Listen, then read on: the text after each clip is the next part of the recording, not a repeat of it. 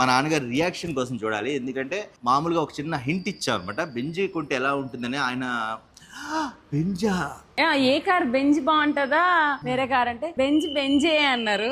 మాకు చిన్నప్పటి నుంచి అదొక ఎమోషన్ కదా. బెంజ్ కార్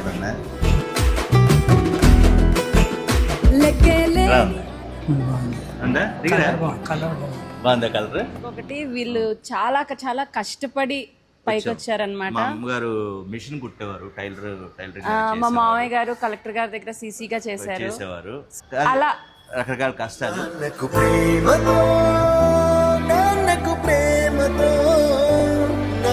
ఎలా ఫీల్ అయ్యింది? బానే ఉందా? అంటే నేను పెంచుకున్నది హ్యాపీ ఉందా లేదా? అన్నిట్లో అభివృద్ధిగా ఉండాలి, అదే నా కోరిక. కంగ్రాట్స్ చెప్పలేదు, షేక్ హ్యాండ్.